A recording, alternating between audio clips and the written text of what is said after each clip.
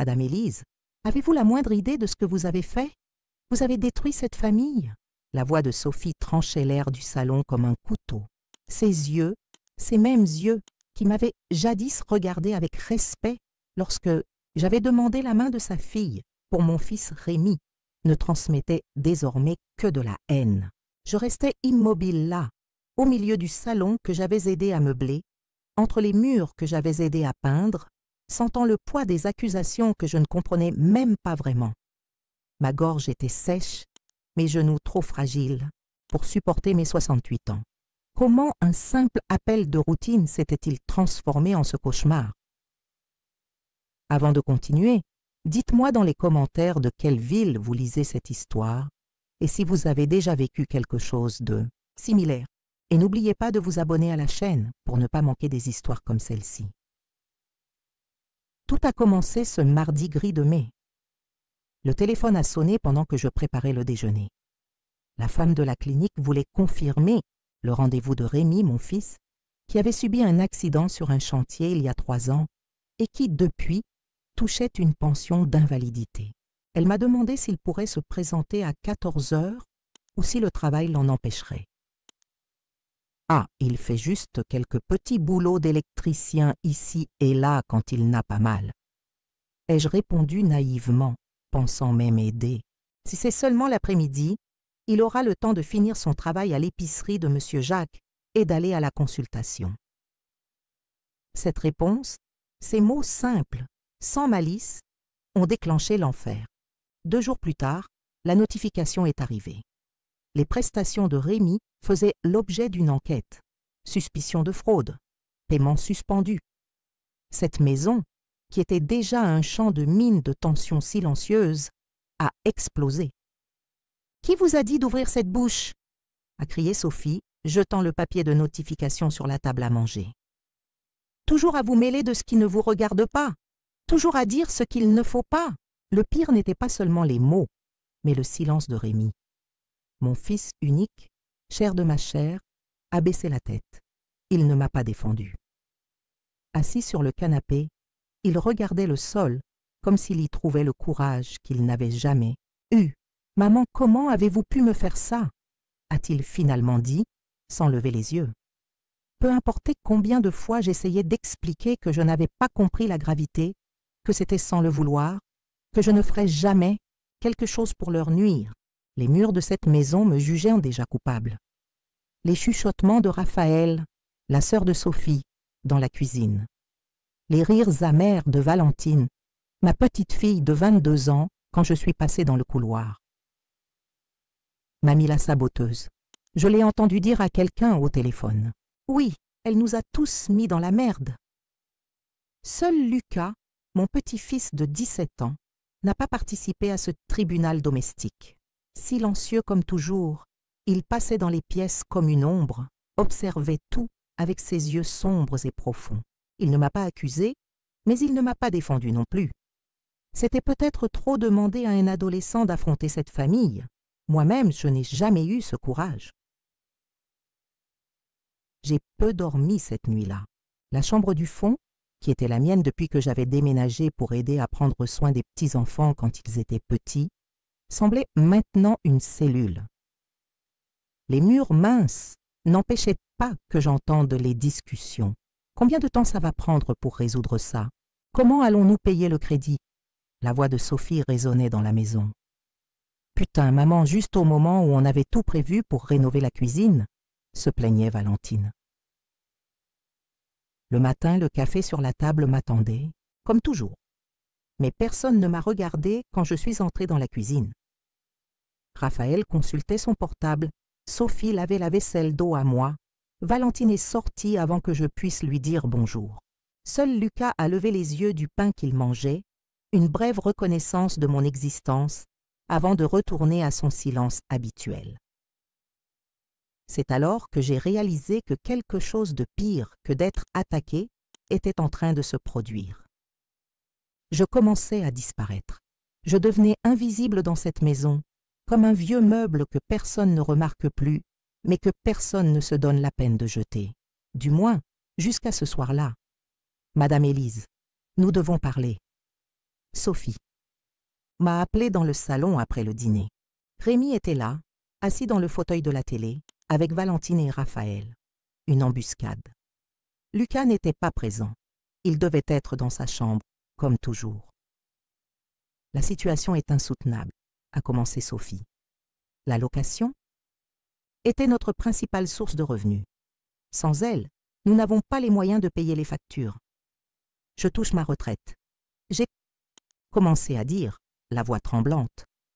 Je peux aider davantage? Votre retraite paie à peine vos médicaments, Madame Élise, a coupé Raphaël, qui ne perdait jamais l'occasion de me rappeler que j'étais un fardeau.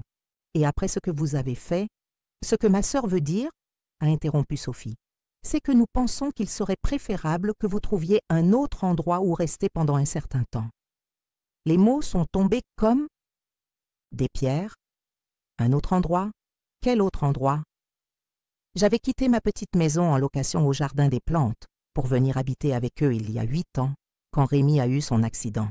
J'avais vendu presque tout, utilisé mes économies pour aider aux dépenses, pendant que l'allocation n'arrivait pas. Où irais-je maintenant? Fils? J'ai regardé Rémi, cherchant ses yeux, cherchant un signe quelconque qu'il n'était pas d'accord avec cela. C'est mieux ainsi, maman, juste jusqu'à ce que les choses se calment. À ce moment-là, j'ai senti que l'air me manquait, comme si quelque chose en moi se brisait, une petite digue qui retenait des années de chagrin et de déception. Je n'ai pas pleuré. Étrangement, je n'ai pas versé une larme. Au lieu de cela, j'ai ressenti une clarté soudaine et douloureuse. « Combien de temps ai-je » ai-je demandé, avec une voix qui ne semblait pas la mienne.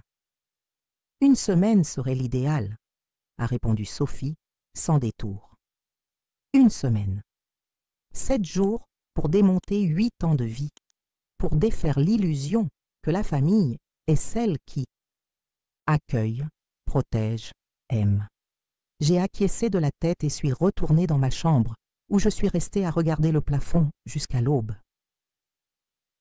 Pendant les jours suivants, je me suis déplacée comme un fantôme dans la maison.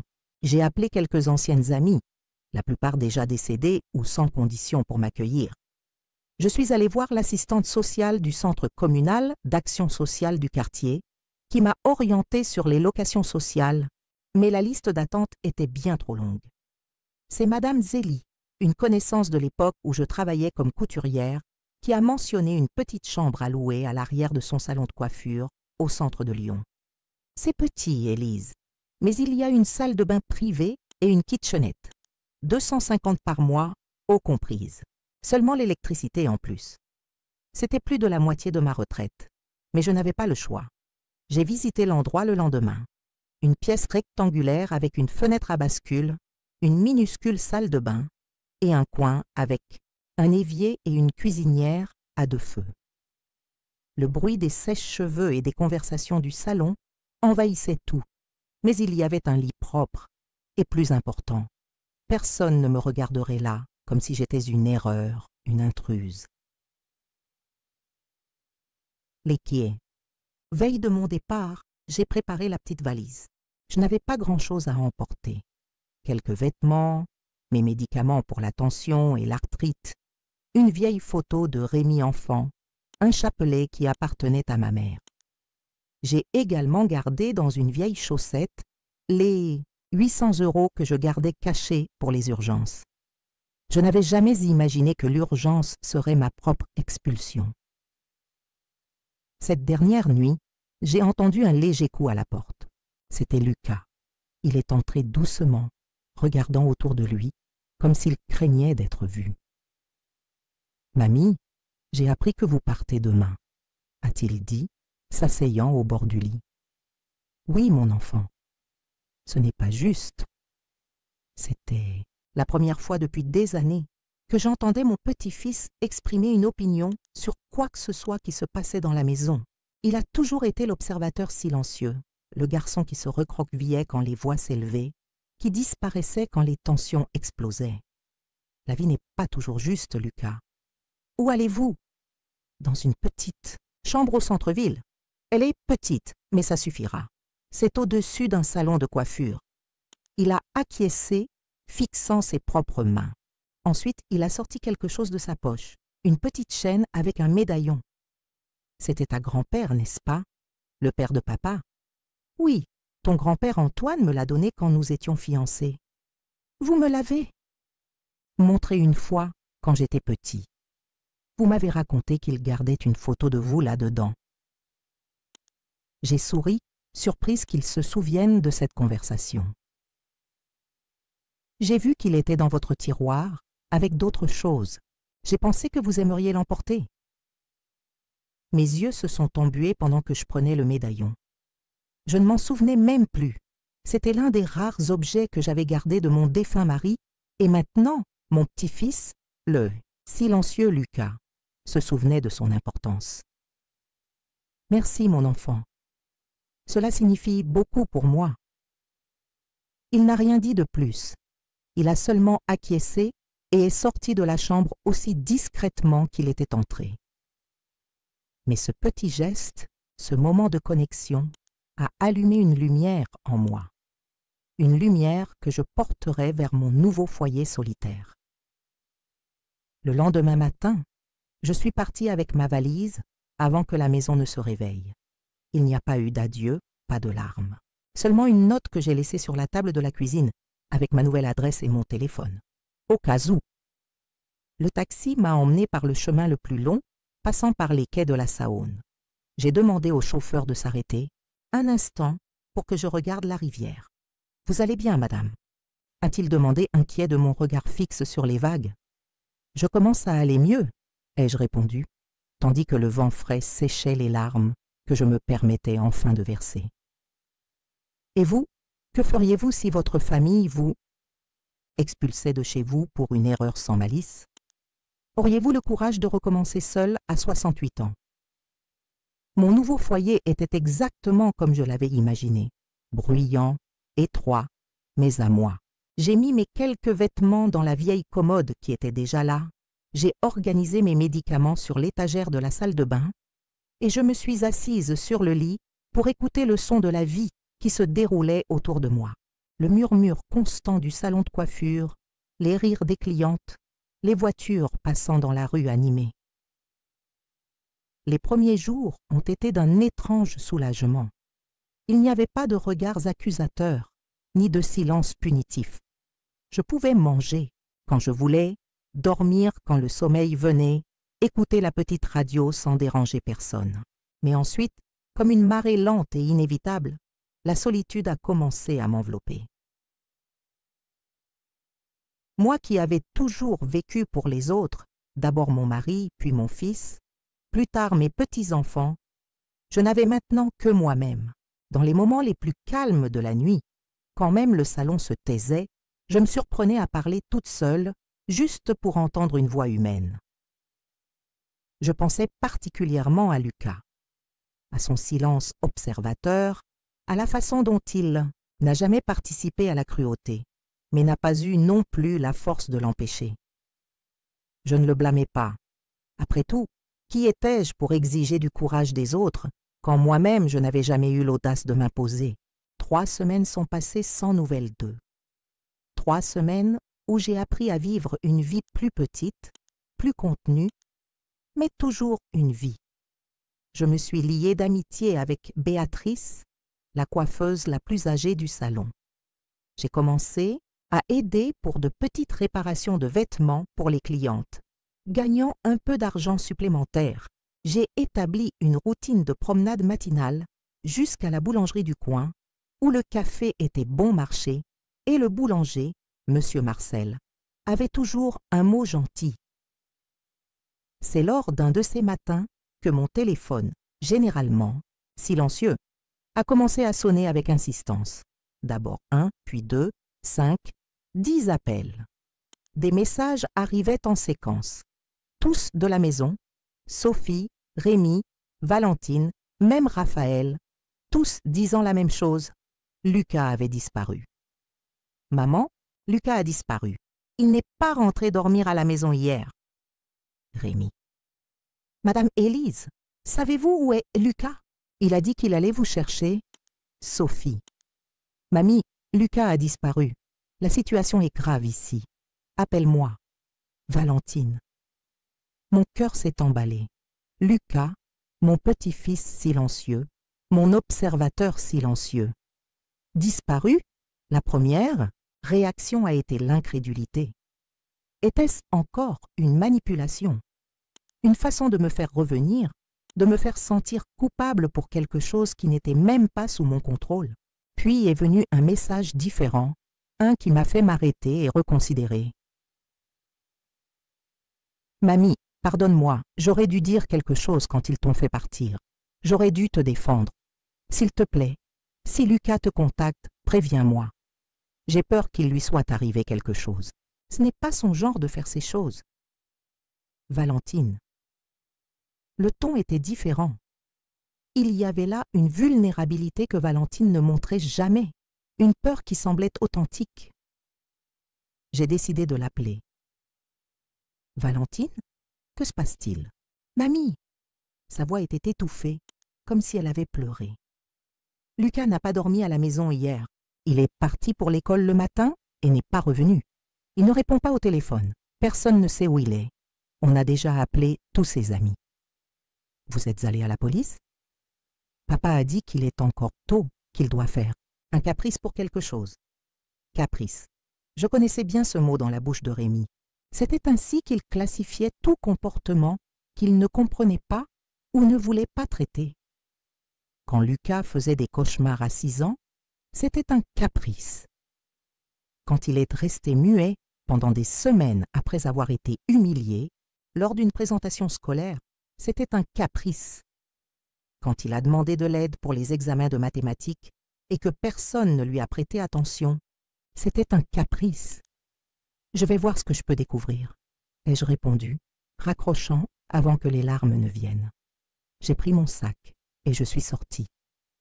Je ne savais pas par où commencer, mais rester immobile n'était pas une option.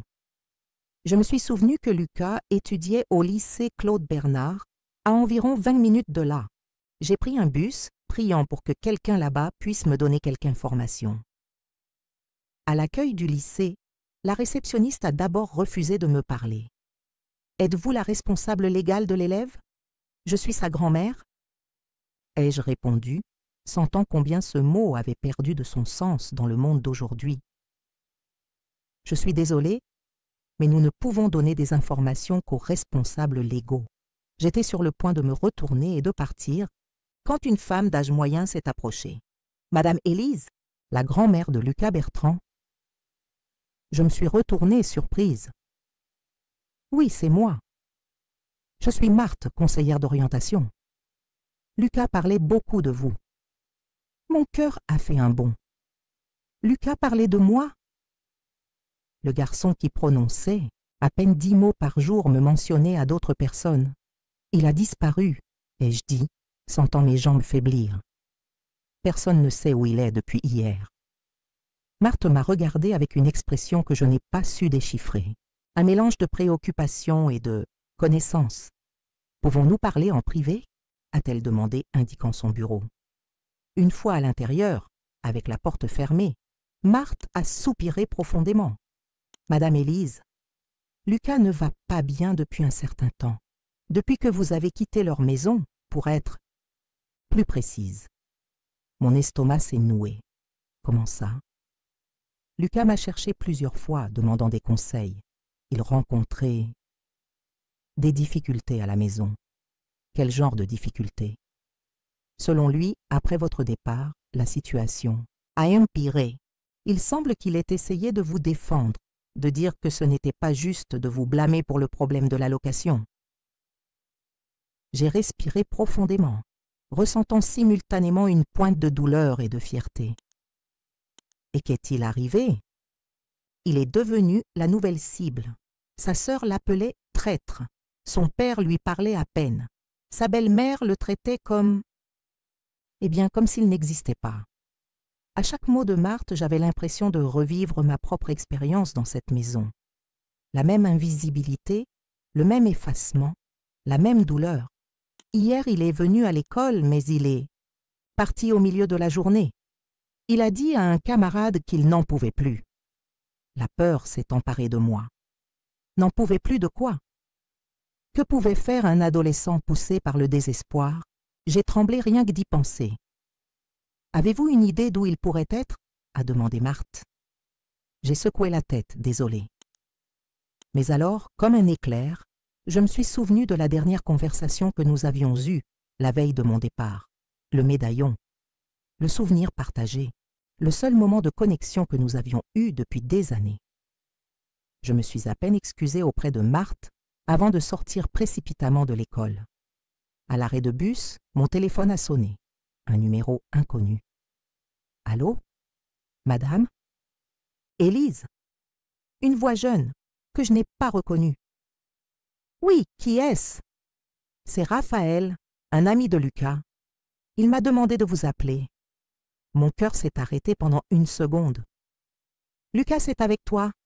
Il va bien? » ?»« Oui, il est ici avec moi. Il va bien, juste. Je pense qu'il veut vous parler, mais pas au téléphone. Il veut savoir s'il peut venir chez vous. » Des larmes de soulagement ont coulé sur mon visage. Bien sûr qu'il peut. Dis-lui de venir tout de suite. Je vais envoyer l'adresse. Après avoir donné l'adresse et raccroché, je me suis assise sur le banc de l'arrêt de bus, tremblante. Lucas allait bien.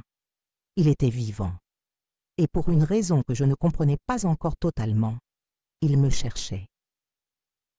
Je suis retournée dans ma petite chambre à l'arrière du salon, le cœur battant, comme un tambour.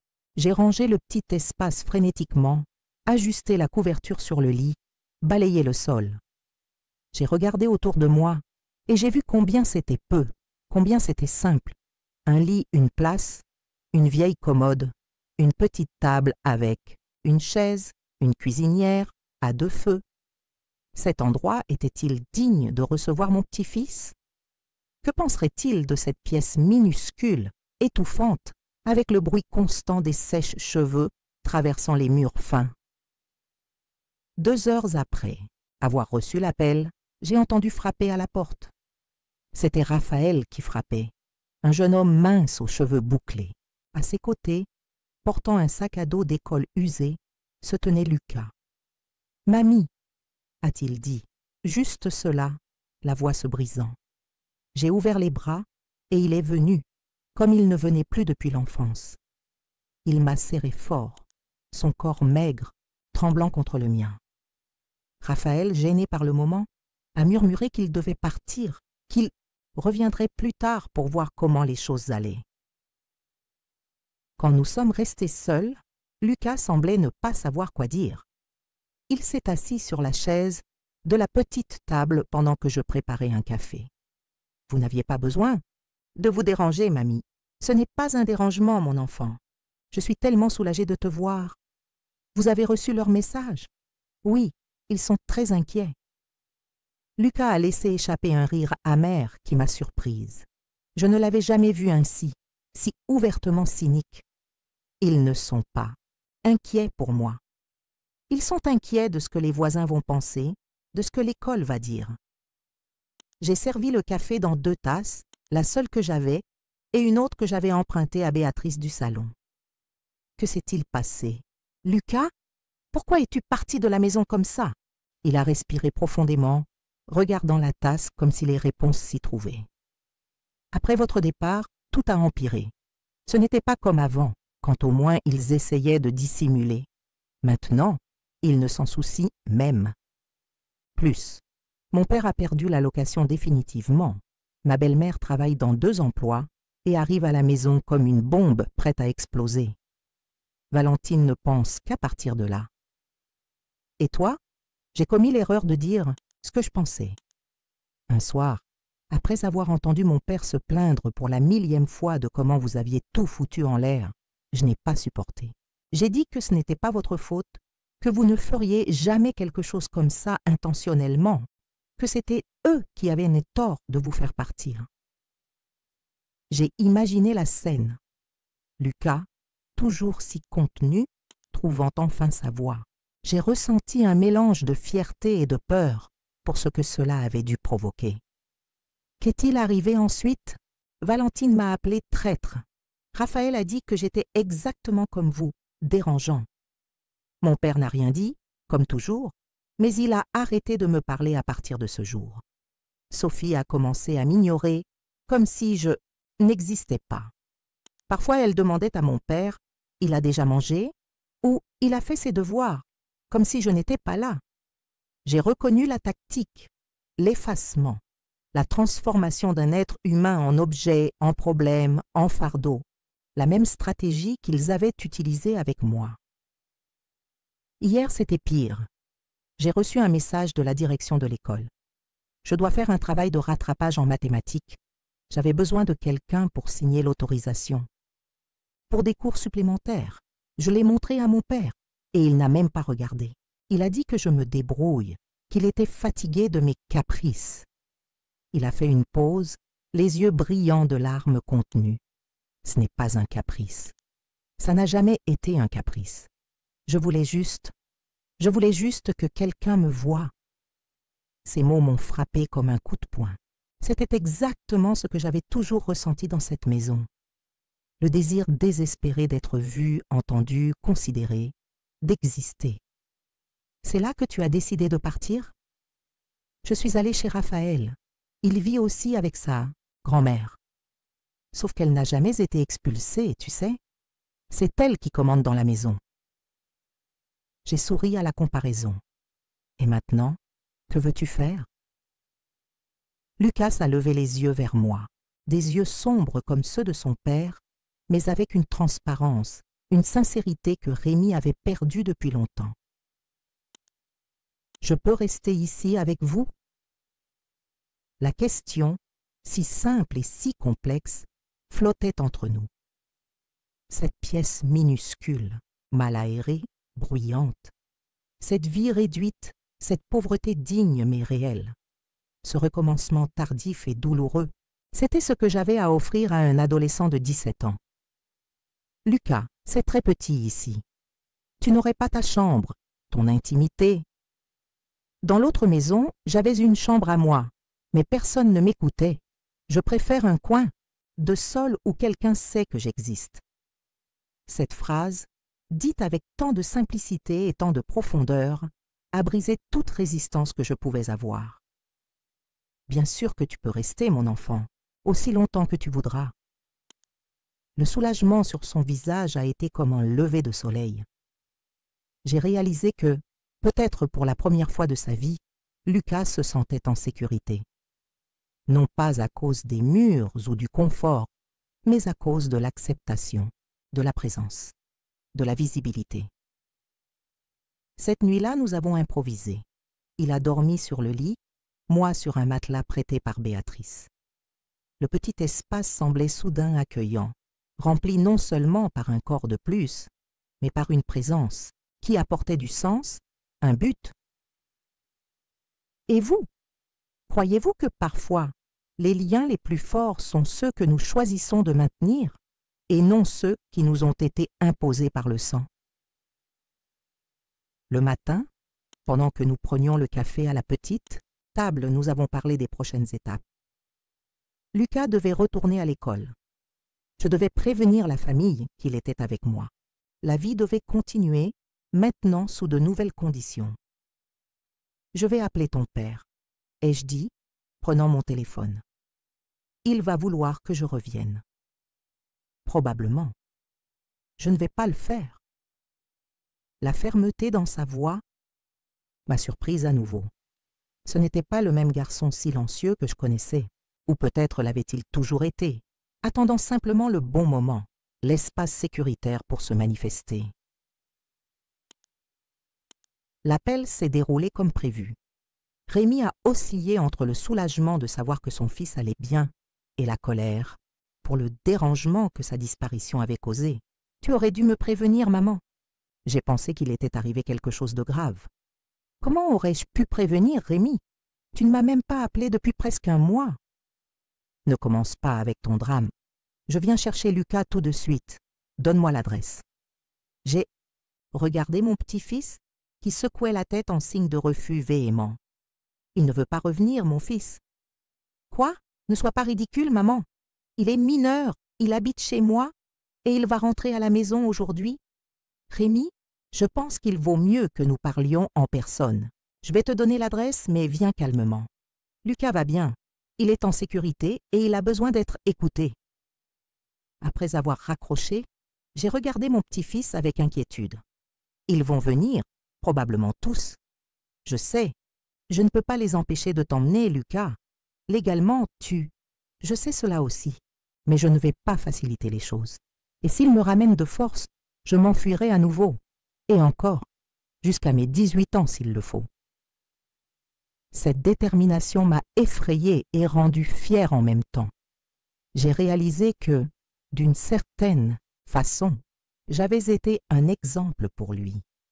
Non pas de soumission comme j'avais vécu pendant si longtemps, mais de rupture, de limite, de dire assez. Moins de 2 heures plus tard, j'ai entendu le bruit d'une voiture qui s'arrêtait. J'ai regardé par la fenêtre et j'ai vu la vieille Renault Clio de Rémi. En sont descendus mon fils, Sophie, et étonnamment, Valentine. Raphaël n'est pas venu, peut-être le seul soulagement dans cette situation. J'ai ouvert la porte avant même qu'il ne frappe. Lucas était assis sur le lit, le dos droit, le visage déterminé.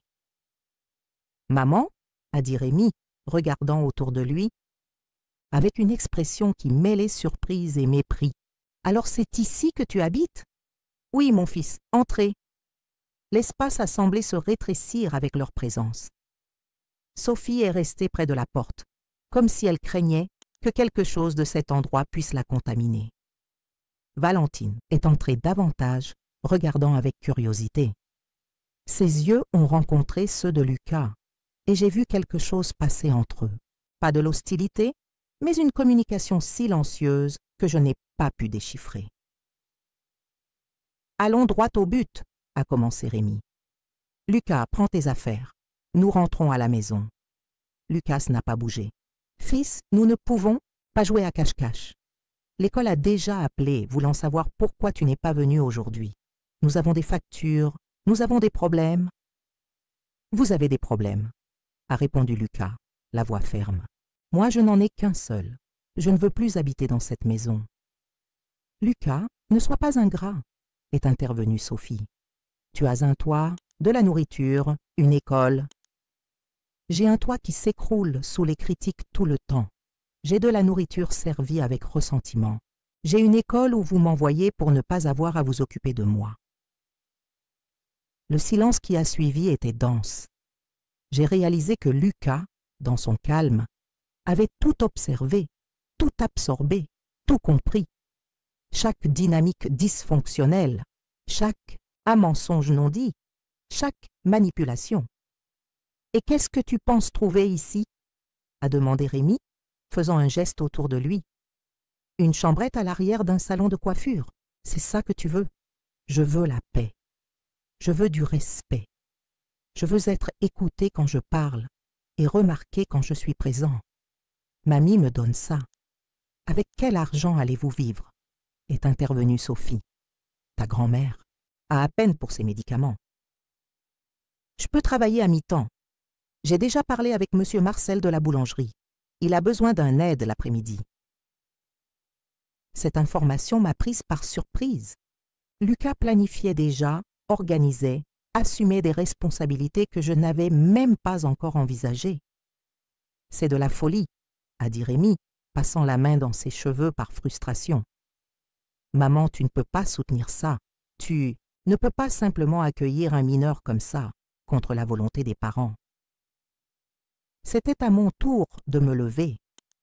Pendant un moment, il a semblé que Rémi et Sophie allaient reculer, non par peur physique, mais par l'étonnement de me voir affirmative, décidée.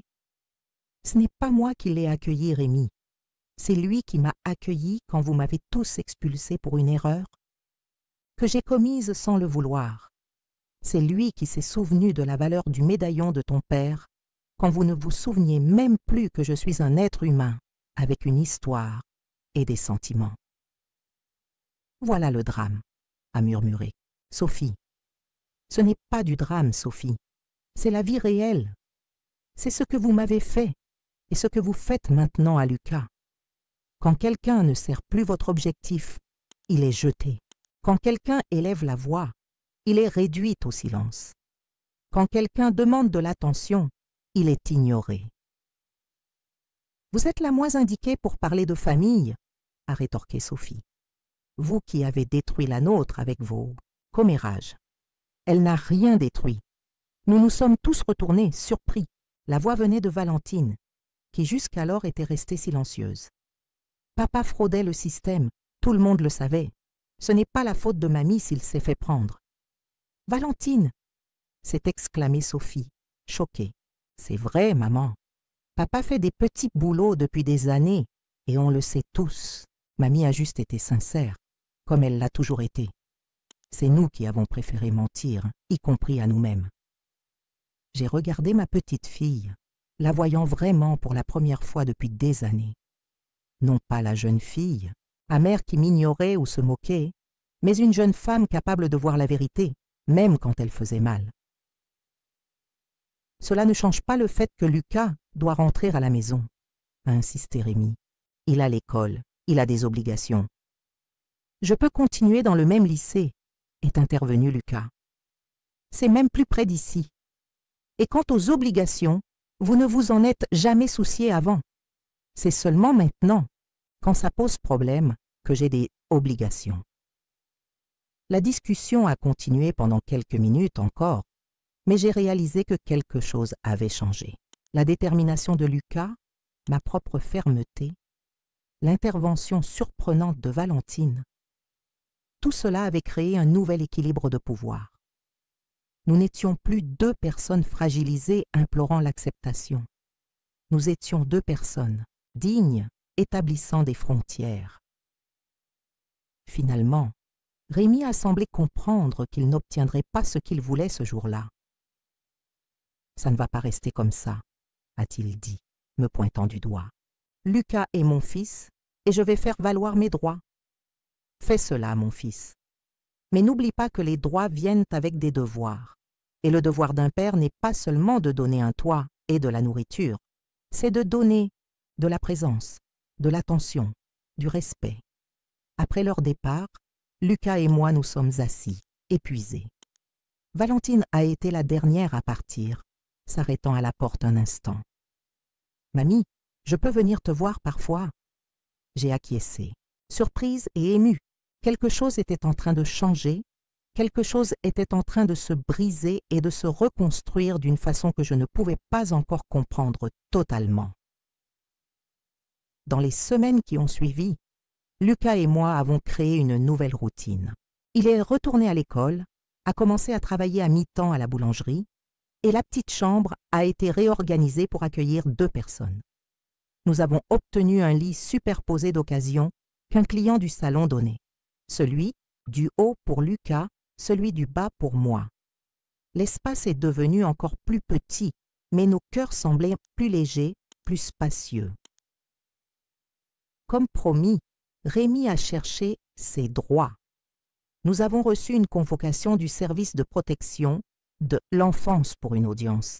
Je me suis préparée au pire, craignant que la loi soit de son côté, qu'il sépare Lucas de moi. Mais quelque chose d'inattendu s'est produit. À l'audience, Rémi et Sophie ne se sont pas présentés. Ils ont envoyé une assistante sociale avec une déclaration disant que temporairement, ils renonçaient à la garde de Lucas, citant des difficultés financières et une incompatibilité de cohabitation. « Ils ont renoncé à moi », a dit Lucas, quand nous sommes sortis de l'audience avec une garde provisoire à mon nom. Sa voix ne montrait pas de tristesse, juste une constatation. « Non, mon enfant, ils ont juste fait ce qu'ils ont toujours fait, choisir le chemin le plus commode pour eux. Tu penses qu'un jour ils voudront me revoir? Peut-être, quand ils auront besoin de quelque chose, ou quand la culpabilité sera trop forte. Les personnes comme ça fonctionnent par cycle de nécessité et de remords. Comment sais-tu tant de choses là-dessus? » Et j'ai souri, triste, parce que j'ai vécu avec ton père toute ma vie, parce que j'ai répété avec lui des schémas que ma mère avait répétés avec moi, parce que j'ai mis 68 ans à apprendre que l'amour n'est pas servir sans être vu, ce n'est pas exister pour les autres sans exister pour soi-même. 2 mois sont passés. Notre vie s'est stabilisée dans une routine simple mais honnête. Lucas s'est amélioré à l'école, s'est fait des amis qui venaient parfois dans notre petite chambre pour étudier, serrée mais confortable. J'ai recommencé à cuisiner de petits plats qui tenaient sur la cuisinière à 2 feux, mais qui remplissaient notre espace d'arômes, de soins et d'affection. Valentine apparaissait de temps en temps.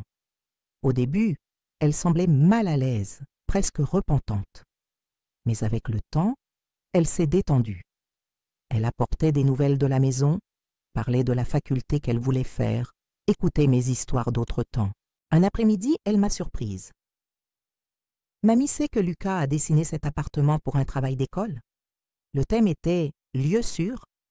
J'ai regardé Lucas, qui a haussé les épaules, gêné. Non, je ne savais pas. Toute l'école a été émue, une petite chambre à l'arrière d'un salon de coiffure. Mais il l'a dessiné comme si c'était un château. Lucas a souri, timide. « N'exagère pas, Valentine. C'est vrai, tu as dessiné mamie comme une reine. » À ce moment-là, j'ai ressenti quelque chose que je n'avais jamais ressenti auparavant. La certitude que, même tardivement, même après tant d'erreurs et tant de douleurs, j'avais trouvé ma place. Pas dans un espace physique, mais dans un espace émotionnel où finalement j'existais, où ma présence importait, où ma voix était entendue. Rémi et Sophie n'ont plus jamais essayé de nous contacter, ni pour demander des nouvelles de Lucas, ni pour l'inviter à des événements familiaux, ni pour aucune autre raison. Au début, cela me causait une douleur profonde, une incrédulité. Comment un père pouvait-il simplement abandonner un fils? Avec le temps, j'ai réalisé qu'il n'avait pas perdu Lucas par accident. Il l'avait livré volontairement, au moment où il avait cessé d'être utile, et était devenu quelqu'un qui les faisait confronter leurs propres défauts.